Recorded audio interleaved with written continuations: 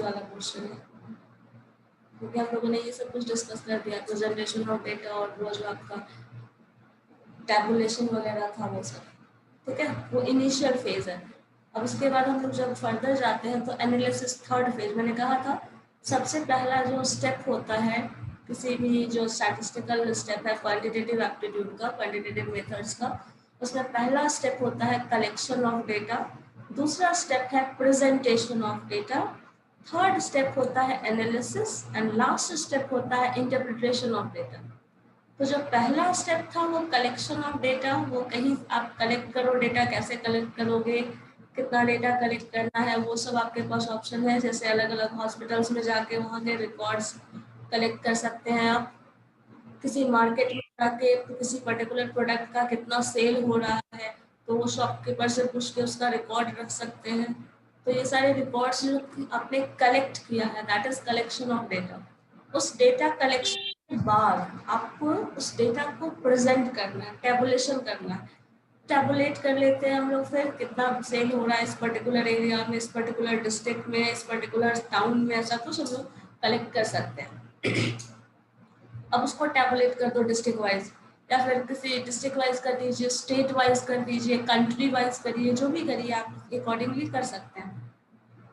वो टैबुलेट कर लिया, टैबुलेशन के बाद प्रेजेंटेशन कर सकते हैं, या तो टैबुलेटेड फॉर्म में ही प्रेजेंट करके छोड़ दो, या तो ग्राफिकली शो कर सकते हैं। हम लोगों ने ये भी बताया था ग्राफिकली शो करने से ये होता है वो ज़्यादा अट्रैक्टिव दिखता है, तो लोगों का ध्यान उस पर ज़्यादा जाएगा।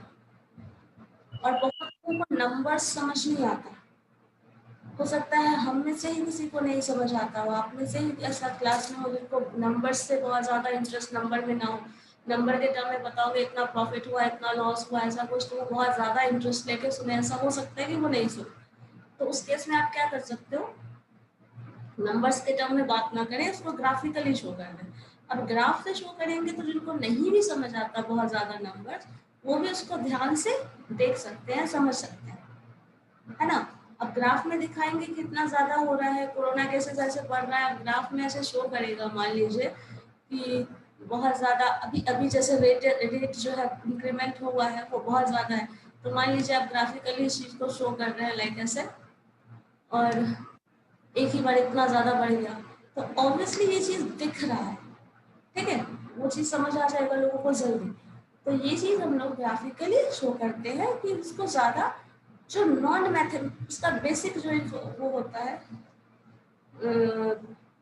जिस पॉइंट के लिए हम लोग शो करते हैं वो इसलिए होता है कि नॉन मैथमेटिकल पर्सन को हम समझा सके कि ऐसा कुछ है। और बहुत सारे ऐसे बिजनेसमैन भी हैं जो मैथमेटिक्स बहुत डीपली नहीं समझते, बट हाँ प्रॉफिट लॉस और वो सब उनको समझ आता है, तो आप उनको ग्राफिकली शो कर सकते हो।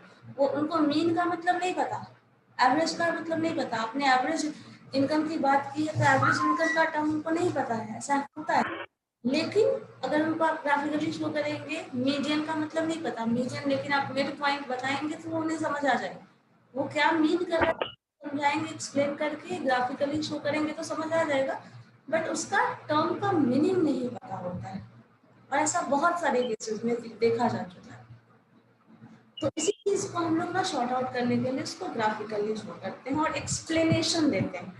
कभी भी नॉन मैथमेटिकल पर्सन को मैथमेटिक्स समझाना हो तो ऑप्शन आपके पास सिर्फ और सिर्फ एक है, उसको एक्सप्लेन करना होगा, इंटरप्रेट करना होगा उस मैथमेटिकल रिजल्ट का, इतना जो मीन आया है उस मीन का मतलब क्या है, you have to explain that. जैसे मैंने आपको बताया, जैसे स्ट्रीट में क्या था, जो सब्जी बेचने वाले का है या फिर कोई फूड कोर्ट लगा के रखा है तो वो क्या सेल करेगा, तो आपको डेली इनकम तो बता सकता है बट एवरेज ओवरऑल इनकम नहीं बता सकता। तो आपने एवरेज इनकम निकाल लिया तो कहीं ना कहीं आप ऐसा सिचुएशन में है तो उसका एवरेज क्या इनकम होगा, मोर और लेस इतना होगा वो आप बता सकते हैं। लेकिन वो चीज़ क्या मीन करता है, आप किसी किसी चीज़ को किसी को जब समझाओगे तो वो समझाना थोड़ा मुश्किल होता है for non mathematical person, non mathematical person को समझाना ज़्यादा मुश्किल होता है। लेकिन ऐसे अगर आप दिखाते हैं कि ऐसा होता है ऐसा है तो उसको एक्सप्लेन करना होगा, वो एक्सप्लेनेशन समझ सकते हैं बट ऐसे नहीं समझ सकते उसको मैथमेटिकल। अब उसी चीज़ को हम लोग थर्ड पार्ट में जो आते हैं, जो हमारा कंप्लीटली ये आप शो करोगे कि ऐसा है, सिचुएशन डिस्क्राइब कर रहे हैं, ग्राफिकल रिप्रेजेंटेशन से, डेटा कलेक्शन से आप सिचुएशन को देख रहे हैं, ऑब्जर्व कर रहे हैं। अब उस ऑब्जर्वेशन के बाद जो रिजल्ट एनालिसिस करना है वो थर्ड पोर्शन में आता है। तो हम लोग अब थर्ड स्टेज में आते हैं जहां हम एक्सप्लेन करेंगे उस मेथड को जो हम लोग करने वाले हैं।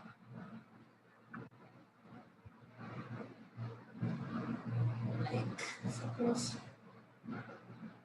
ये चीज हमारा है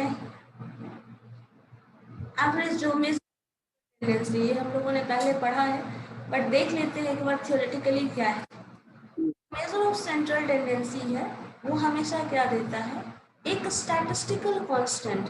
अब चूंकि स्टैटिस्टिक्स से डिफाइन करके जो कांस्टेंट आ रहा है, मीन देखो क्या आता है, एक्स बार जब भी आएगा तो एक पर्टिकुलर वैल्यू आएगा, 3 पॉइंट समथिंग आ रहा है, 8 पॉइंट समथिंग आ रहा है, that is what, that is a constant. तो जो भी इन सब से, दैट मीन्स अर्थमेटिक मीन निकालोगे, मीडियन निकालोगे, मोड निकालोगे, ज्योमेट्रिक मीन निकालोगे, हार्मोनिक मीन निकालोगे, जो कुछ भी आप कैलकुलेट करोगे वो सारा कैलकुलेट करके जो रिजल्ट आएगा, that all is known as statistical constant. Mean एक स्टैटिस्टिकल कांस्टेंट है, median, mode, geometric mean, harmonic mean, even variance, that all are statistical constant. So statistical constant enable करता है हमें to comprehend in a single effort, to comprehend in a single effort the significance of वो, मतलब पूरा जो अभी हम लोगों ने इसी चीज का सबसे अच्छा एग्जांपल वही ले लीजिए जिसका एवरेज इनकम आप निकाल रहे थे सब्जी वाले का। तो एवरेज इनकम निकाल रहे हैं तो क्या कर रहे हैं, एक सिंगल इफर्ट में एक मीन निकाल कर आपने पूरे महीने भर का इनकम पता किया, सारा कुछ आप एक महीने का सारा रिकॉर्ड देखकर आप बता रहे हैं तो उसका एवरेज इनकम क्या होगा। तो स्टैटिस्टिकल उस पूरे डेटा को डिस्क्राइब करने के लिए एक सिंगल नंबर देता है, और वो सिंगल नंबर ही है जो रिप्रेजेंट करेगा उस पूरे होल डेटा। ठीक है, तो ये चीज आपका एक सिंगल टर्म दे रहा है स्टैटिस्टिकल कांस्टेंट, जो कि पूरे टर्म के बारे में बता रहा है। और ऐसा 5 मेजर्स ऑफ सेंट्रल टेंडेंसी है जो कि arithmetic mean, median, mode, geometric mean और हार्मोनिक मीन। अब देखो जब भी हम स्टैटिस्टिकल कांस्टेंट की तो हमारा ये एक्सपेक्टेशन होता है कि ये जो स्टैटिस्टिकल कांस्टेंट हो वो एक अच्छा मेजर हो। कभी क्योंकि हम लोगों ने शुरू में पढ़ा था लिमिटेशन ऑन स्टैटिस्टिक्स में कि कभी भी जो स्टैटिस्टिक्स का जो टर्म्स होता है, स्टैटिस्टिक्स का जो लॉ होता है, वो लॉ कभी भी एग्जैक्ट नहीं होता, बहुत अच्छा नहीं होता, लेकिन हमारे पास उसके सिवा कोई और ऑप्शन भी नहीं होता। जब आपके पास कोई और ऑप्शन नहीं है तो आपके पास तो करना तो यही है, ऑप्ट तो इसी को करना पड़ेगा, लेकिन फिर भी कुछ ना कुछ बेसिक रिक्वायरमेंट है जो ये फॉलो करे तो बहुत अच्छी बात होगी।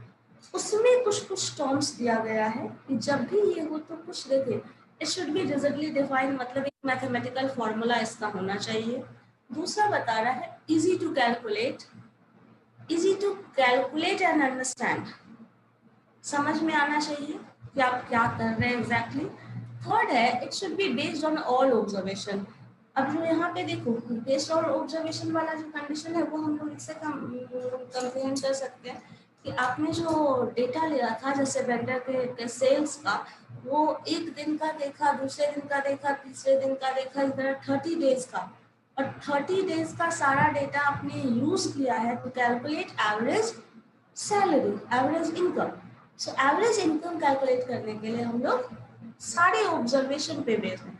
अगर ये ऑब्जर्वेशन पे बेस्ड होगा तो ये ज़्यादा इफिशिएंट होगा। जैसे आपका मार्क्स हर पेपर पे अगर बेस्ड है तो वो ज़्यादा इफिशिएंट है, और किसी एक पेपर से आपको जज किया जाता है तो वो ज़्यादा इफिशिएंट नहीं होगा। ये भी एक एग्जाम्पल आप ले सकते हो। तो ये जो तरीका है वो मतलब आपका ऑब्जर्वेशन सारे सबका पार्टिसिपेट, ये इसका मतलब सिर्फ यही है सबका इक्वल पार्टिसिपेशन होना चाहिए। अगर इक्वल पार्टिसिपेशन है देन वेरी गुड, नहीं है देन वो बहुत अच्छा नहीं माना जाता है। Should be suitable for further mathematical treatment. कभी भी इसका जब जब भी हम मीन निकालेंगे तो मीन निकाल लेना या मीडियन मोड कैलकुलेट लेना ही हमारा टास्क नहीं है, उसके बेसिस पे और भी फर्दर कैलकुलेशन होते हैं, या फिर फर्दर जो भी आप कंक्लूजन निकालने वाले हो, कुछ इंटरप्रेट करने वाले हो, उस पर डिपेंड करता है। तो इसलिए ये बोला जाता है कि इसको और भी फर्दर मैथमेटिकली कैलकुलेट करने के लिए यूजफुल होना चाहिए।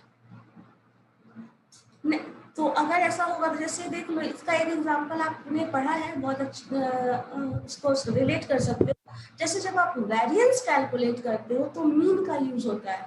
फॉर्मूला है ना हमारे पास 1/n summation fi xi minus x बार का होल स्क्वायर।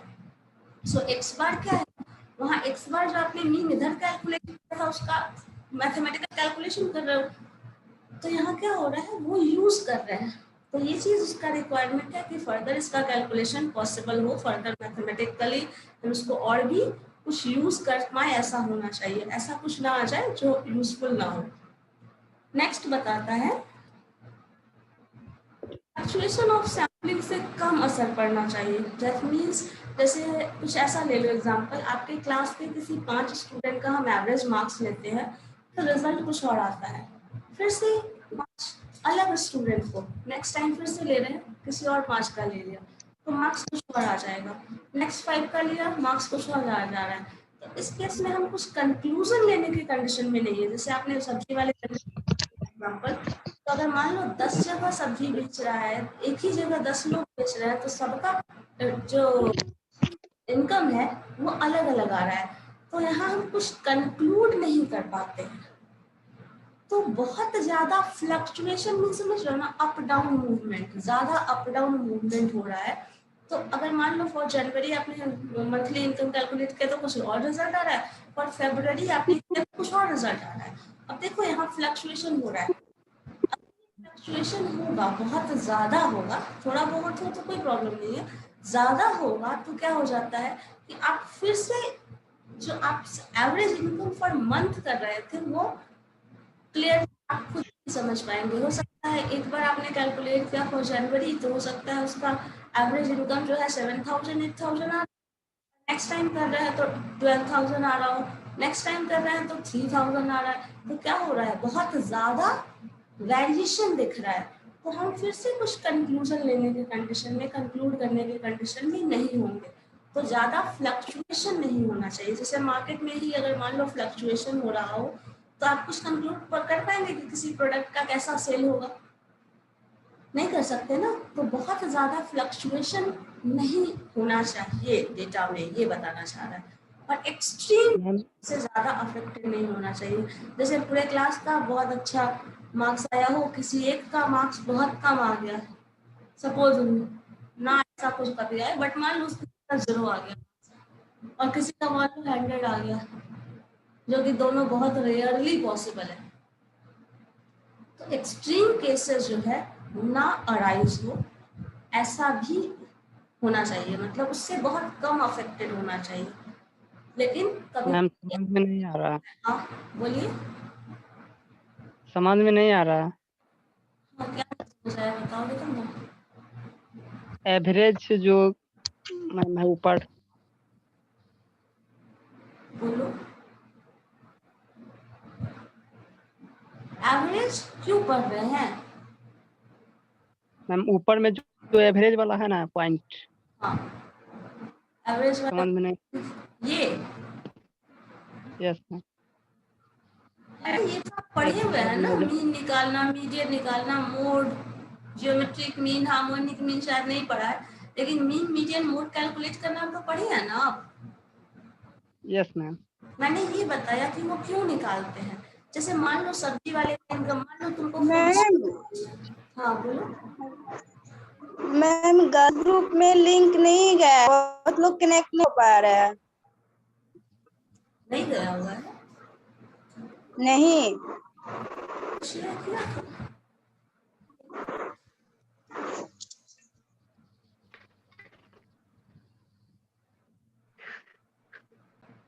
उतना ही से नेक्स्ट डे होने वाला है, ऐसा होगा, ऐसा नहीं होगा। No ma'am.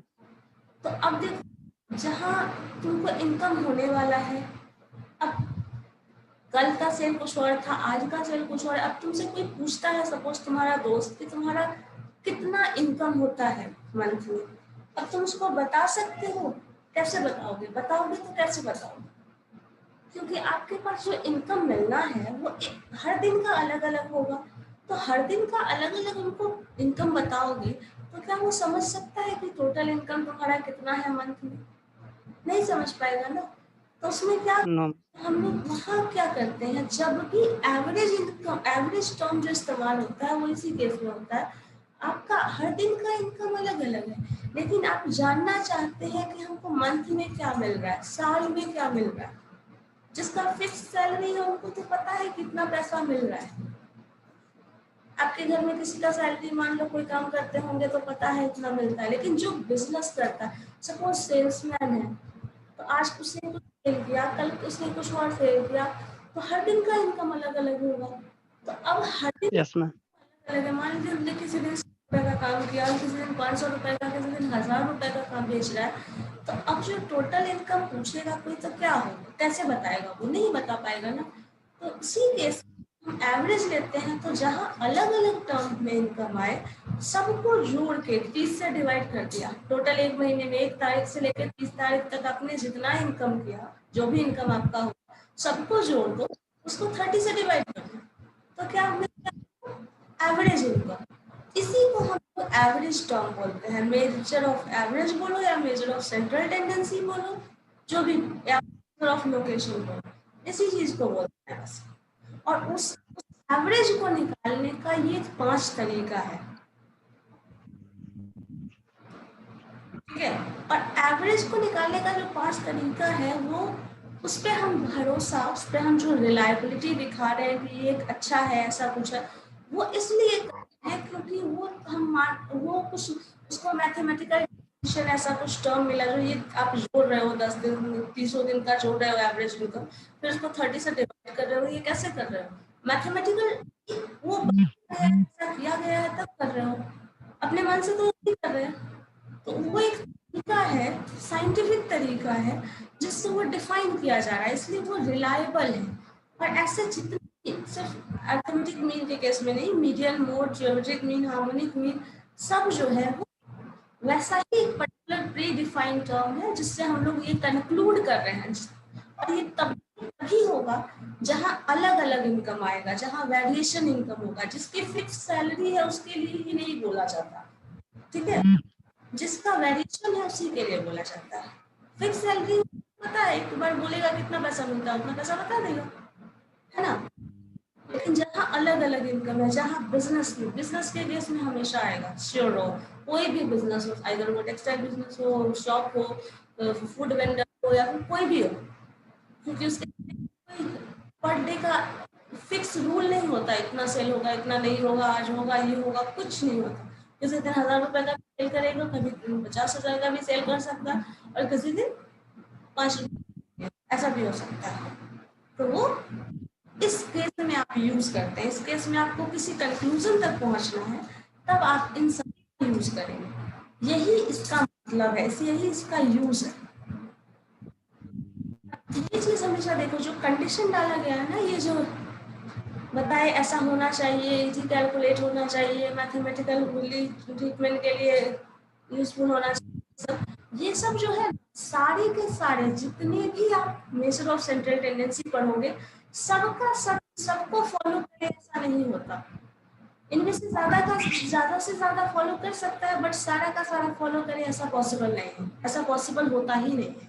कोई एक तो सबके सबको फॉलो करे ऐसा कोई मेजर ऑफ सेंट्रल टेंडेंसी नहीं है। लेकिन इसमें से जितना ज्यादा को फॉलो करेगा उतना ज्यादा अच्छा होगा। मैं एक चीज इसमें बता देती हूँ, इसमें जो फर्स्ट वन है द अरिथमेटिक मीन, वो सबसे ज्यादा कंडीशन को सेटिस्फाई करता है इन सब में से। तो सबसे अच्छा मेजर ऑफ सेंट्रल टेंडेंसी जो है वो अरिथमेटिक मीन को माना जाता है, ठीक है। फर्स्ट वन सबसे अच्छा, बेस्ट पूछा जाएगा, which is the best measure of central tendency. अगर इन केस ऑफ आपसे ऑब्जेक्टिव क्वेश्चन पूछा जाए which is the best measure of central tendency, then you have to say arithmetic mean. Median बहुत ज्यादा रिलायबल नहीं होता, मोड भी नहीं होता, जियोमेट्रिक मीन के कुछ अलग कॉम्प्लिकेशन है, एंड हार्मोनिक मीन बहुत ज्यादा complicated for further mathematical treatment होता है। सो ये दोनों, ये सब जो है वो बहुत ज्यादा रिलायबल नहीं है। मीडियन और मोड है वो लोकेशन इशू है उसके साथ, वो पॉइंट बताता है, जैसे मैंने बताया ना मीडियन में डिवीजन बताता है, इक्वल डिवाइड कर रहे हैं तो इतना मिड पॉइंट बताएगा, वो पोजीशन बताता है, ठीक है। तो पोजीशन और लोकेशन मीडियन मोड बताता है, और भी बहुत सारे डिमेरिट्स मेरिट्स हैं, वो सब हम लोग फर्दर डिस्कस करेंगे। But which one is the best measure of central tendency? Then mean, arithmetic mean is the best measure of central tendency, आपका आंसर होगा। इसी चीज को हम लोग थोड़ा डिटेल में देखते हैं। आपने ये चीज पढ़ा हुआ है, बट एक बार डेफिनेशन देख लो। अर्थमेटिक मीन का डेफिनेशन अभी जस्ट जो बताए, ये हर दिन का क्या है? Income for first day, income for second day, income for third day, income for fourth day, 30th day income. So सबको जोड़ दिया, 30 अगर आया 30 से 30 डिवाइड कर दो, 360 से अगर एक साल का निकालना है तो एक साल से डिवाइड कर दो, ऐसे कर सकते हैं। तो ये मीन का फॉर्मूला है। और इसमें देखिए हर जगह क्या लिखा है, x1, x2, x3, x4, ऐसा कुछ।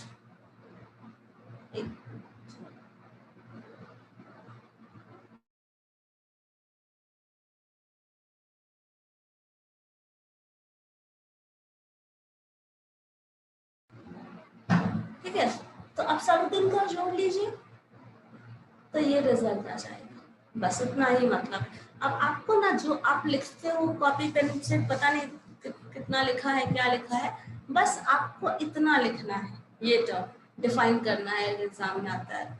और एक चीज देखो, कभी भी थियोरेटिकल एग्जाम में आप जो है आपसे पूछा जाएगा, क्वेश्चन ऐसा हो सकता है, which define measures of central tendency. अगर define measure of central tendency पूछता है, then you have to explain आपको मीन क्या है, अर्थमेटिक मीन को डिफाइन करना होगा, मीडियन को डिफाइन करना होगा, मोड को डिफाइन करना होगा, इनको भी डिफाइन करना हो सकता है, harmonic. Definition with mathematical formula, answer complete है आपका। ठीक है, तो क्वेश्चन जो होंगे वो थियोरेटिकल पोर्शन में ऐसे हो सकते हैं। ठीक है, define measures of central tendency, then in that case आपको क्या लिखना है, मीन को डिफाइन करना है, मीडियन, मोड, जो भी टर्म्स है उसको डिफाइन करना है, और सिंपल एक मैथमेटिकल फॉर्मूला लिख देना है, दैट्स इट, कंप्लीट हो चुका। तो इसका देखो मैथमेटिकल फॉर्म ऐसे लिख सकते हो, अगर फ्रीक्वेंसी डिस्ट्रीब्यूशन इन केस है, देन सिंपली आप उसको f1 x1 f2 x2 plus fn xn that whole term divided by that all frequency. So simply ये मैथमेटिकल फॉर्मूला हुआ, डेफिनेशन कंप्लीट। बस आपको सिर्फ इतना ही डिफाइन करना है पूरे मीन में, और बाकी फॉर्मूला आप नहीं भी लिखेंगे तो कोई प्रॉब्लम नहीं है, क्योंकि बाकी जो भी फॉर्मूला है वो डिराइव किया गया है with the help of these two formulas. ठीक है,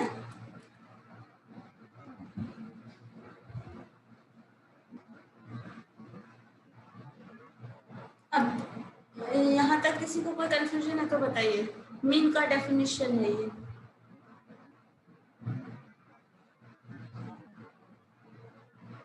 नहीं आगे बढ़े? Yes ma'am.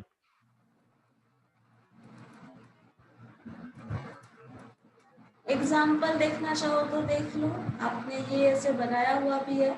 हमारे पास x का डेटा है, फ्रीक्वेंसी गिवन है, अब x और f दोनों दिया हुआ है, तो फॉर्मूला जो यूज करते हैं वो लगा लीजिए, x इंटू एफ मल्टीप्लाई कर दो, 5 इंटू 1 5, डेटा टोटल मीन निकाल लिया है ना हमारे पास डेटा। एक सेट ऑफ क्वेश्चन ए दिया हुआ है, x दिया हुआ है आपके पास, f दिया हुआ है, frequency and observation frequency, multiply करके fx निकाल लिया, fx, और ये फॉर्मूला देखो यहाँ पे लिखा हुआ है हमारे पास,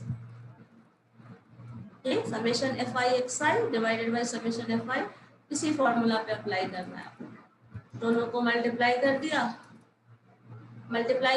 इस मल्टीप्लाइड टर्म को इस टर्म से डिवाइड कर दिया, दिस इज द आंसर, खत्म। मैम वो फॉर्मूला कैसे आया है? देखो ये फॉर्मूला इसी को डिफाइन किया था ना, ये लिखा था, मैंने कहा ना अभी आपको सैलरी देखना है 30 दिन में कितना इनकम हुआ सब्जी वाले का, सबका दाम जोड़ लो, सब दिन आज का इनकम, कल का इनकम, परसों का, 1 तारीख से लेकर 30 तारीख तक जोड़ लो। उस 30 तारीख के सारी इनकम को जो आपने जोड़ दिया उसको 30 से डिवाइड कर दीजिए। ये फॉर्मूला है। Okay ma'am. अगर इसी चीज में मान लीजिए कुछ बोलता है कि हर महीने की 1 तारीख का साल निकालना है, हर महीने की 1 तारीख का, हर महीने की 1 तारीख का, तो यहाँ इस केस में तो सिमिलर नहीं होगा। लेकिन मान लो अपने क्लास का ले लो, सपोज 10 नंबर कितने लोगों का आया, 2 लोगों का 10 नंबर आया, तो 2 × 10 मार्क्स जो आया 2 × 10 ये ऐड कर देंगे। तो ये फ्रीक्वेंसी बताती है। फ्रीक्वेंसी हम लोगों ने प्रीवियस लास्ट में आई थिंक पढ़ा था, सेकंड लास्ट क्लास में, कि जो क्लास जितने लोगों का एक नंबर आ जाता है ना, कभी कभी होता है ना 50 मार्क्स आपका भी आया, 50 मार्क्स किसी और का भी आ जाता है, तो क्लास में 10 लोग हैं जिनका मार्क्स 50 आया है, तो हम लोग 50 2 बार जोड़ेंगे। उससे अच्छा है एक 50 को 2 से गुना कर देंगे, है ना, कैलकुलेशन हमारा कम हो जाएगा। 50 2 बार जोड़े, उससे अच्छा है एक ही बार आया, 2 लोगों का आ गया, तो 2 × 50 कर दोगे तब भी 100 आएगा, 50 जोड़ोगे तब भी 100 आएगा। इसमें मल्टीप्लाई कर लेते हैं तो ज़्यादा आसान हो जाएगा। रिपीटेड एडिशन भी बोला जाता है। आप मल्टीप्लाई कर ले या बार बार उस चीज़ को ऐड करें, 50 जोड़ लो या फिर 50 को 2 से मल्टीप्लाई कर लो, क्या हुआ, एक ही चीज़ आया ना।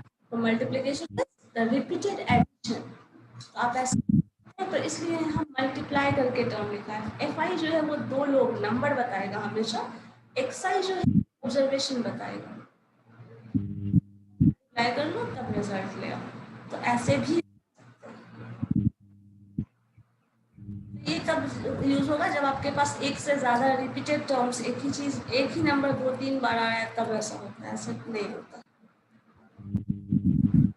इसी का एक एग्जाम्पल ये है। इसी तरह फ्रीक्वेंसी आपको बताया, ये भी आपके अगर मार्क्स ऐसे हो क्लास इंटरवल के बेसिस पे, तो हम लोग एक्स क्या करते हैं, क्या रहता है फ्रीक्वेंसी, एक्स हम लोग इनके मिड पॉइंट को ले लेते हैं, जैसे 0 क्या हो,